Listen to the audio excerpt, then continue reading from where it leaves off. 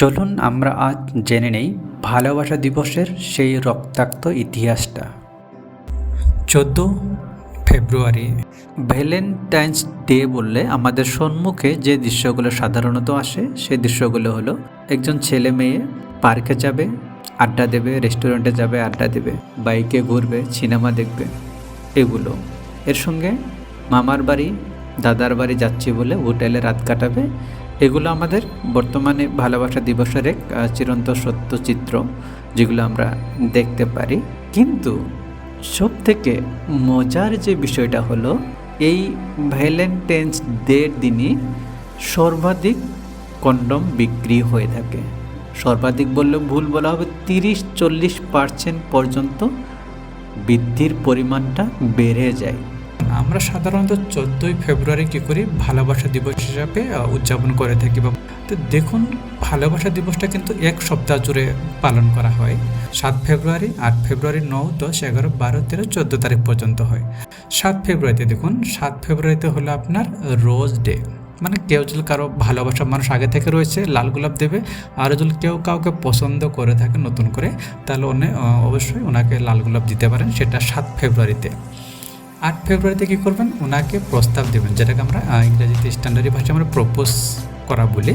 সেটা আপনি ওনাকে প্রপোজ করলেন। 7 তারিখে লাল গোলাপ, 8 তারিখে প্রপোজ করলেন, প্রস্তাব দিলেন ভালোবাসার।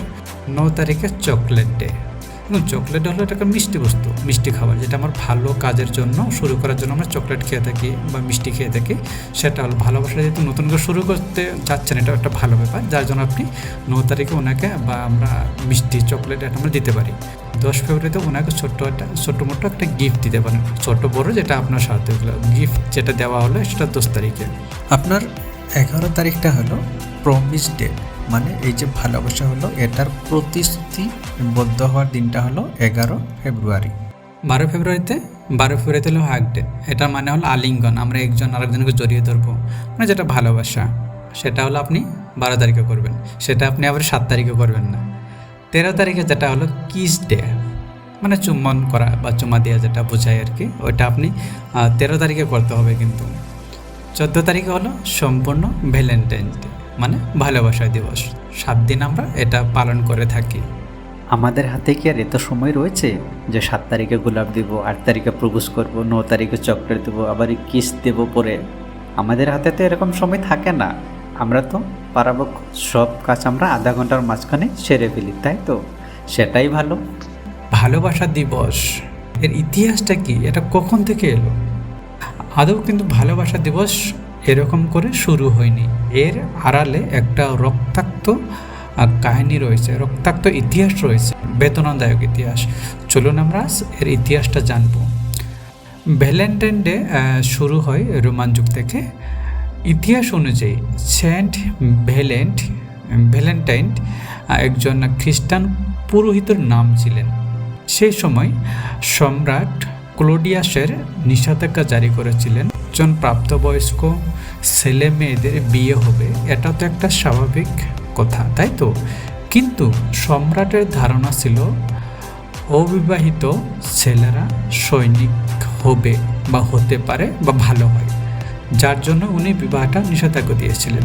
সবার ভালোবাসা ওই সময় কী হয়েছিল, বিসর্জন দিয়েছিল সবাই, কারণ বিয়ে তার করতে পারছে না, ভালোবাসি আর হবে কি, এরকম একটা ব্যাপার ছিল তখনকার। সবাই কষ্ট অনুভব করে, দুঃখ ভালোবাসা চেপে রেখেছিল হৃদয়ে। তখন এই সেন্ট ভ্যালেন্টাইন, উনি যেহেতু একজন পুরোহিত ছিলেন, উনি কী করেছিলেন, যে ছেলে মেয়ে ওদের মধ্যে ভালোবাসা রয়েছে তাদের আপন মানুষজনের কাছে উনি তুলে দিয়েছিলেন। তো এরকম করে উনি কাজ করেছিলেন সম্রাটের আড়ালে, সম্রাট জানতে পারতো না। কারণ এই কথাটা একটা সময় গিয়ে সম্রাটের কানে পড়ে, আর সম্রাট এই সেন্ট ভ্যালেন্টাইনকে মৃত্যুদণ্ড দেয়, আর ওনার মৃত্যুদণ্ড হয়ে যায়। ইনার স্মৃতিতে 14 ফেব্রুয়ারি দিনটা স্মরণ করা হয়, মানে ওনাকে স্মরণ করা হয়। এটা ছিল 14 ফেব্রুয়ারির প্রথম দিকের কথা। কি হয়, সময়ের সঙ্গে সঙ্গে অনেক বস্তু পরিবর্তন হয়ে যায়। আর এটাও মানে স্মরণ থেকে উনি যেহেতু ভালোবাসার দিকটা দেখেছিলেন, যার জন্য ওনার সেই স্মৃতিতে এখন ভালোবাসা দিবস হিসেবে মানুষে পালন করে। সবশেষে এটাই কামনা করব, সবাই নিজের মানুষটাকে ভালোবাসা দিয়ে ভরিয়ে দিন, ভালোবাসায় আজীবন নিজের কাছে আঁকড়িয়ে রাখুন। ভালো থাকুন, সুস্থ থাকুন, ধন্যবাদ।